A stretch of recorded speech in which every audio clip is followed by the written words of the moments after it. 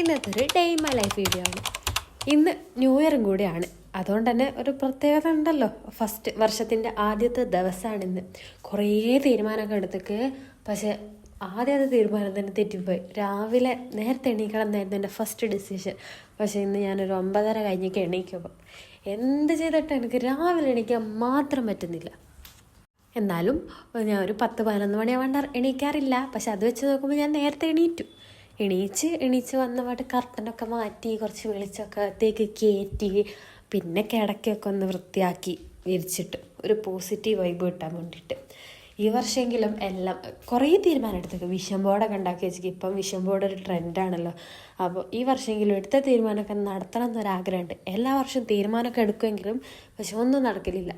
ഒരു മാസം ജനുവരി ലാസ്റ്റ് വരെയൊക്കെ കഷ്ടിച്ച് പോകും, പിന്നെ അതങ്ങ് വിടും. പക്ഷേ ഈ വർഷം എങ്ങനെയെങ്കിലും കംപ്ലീറ്റ് ചെയ്യണമെന്നൊരാഗ്രഹമുണ്ട്.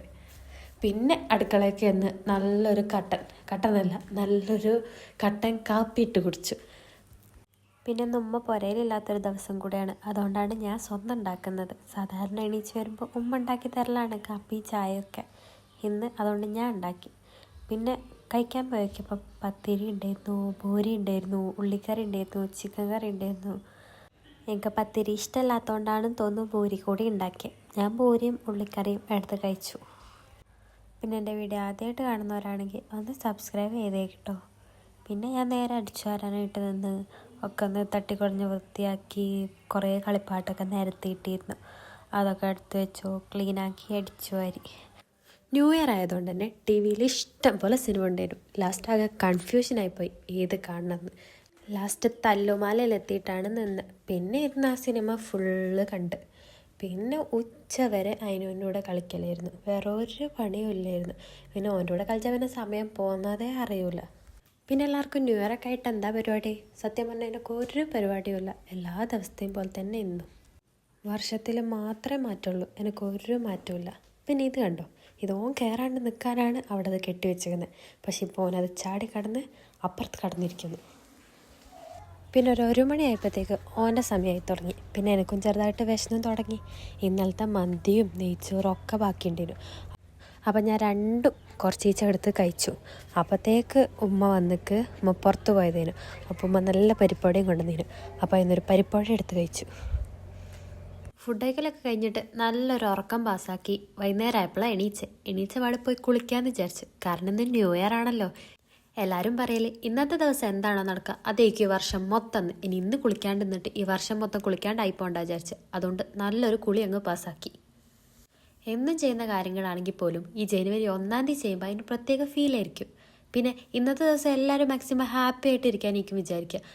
കാരണം ഇന്നത്തെ ദിവസം ഏറ്റവും സങ്കടം വന്ന അഥവാ കരഞ്ഞ് പോയാൽ ഈ വർഷം മൊത്തം പിന്നെ കരച്ചിലേക്കും നിൽക്കും എല്ലാവരെയും ചിന്ത.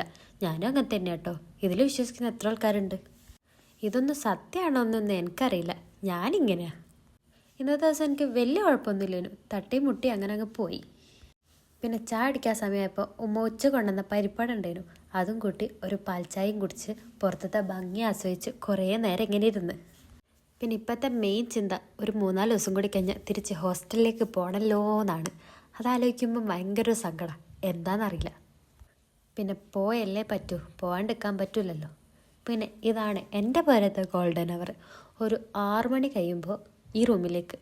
പിന്നെ നിങ്ങൾ എത്ര ആൾ കേട്ടിക്ക് ഇപ്പം പാടാൻ പോകുന്ന പാട്ടെന്ന് ഒന്ന് കമൻറ്റ് ചെയ്യട്ടോ. അപ്പുറത്തെ സായിപ്പ് കണ്ണ് ഉരുട്ടി കാണിച്ച്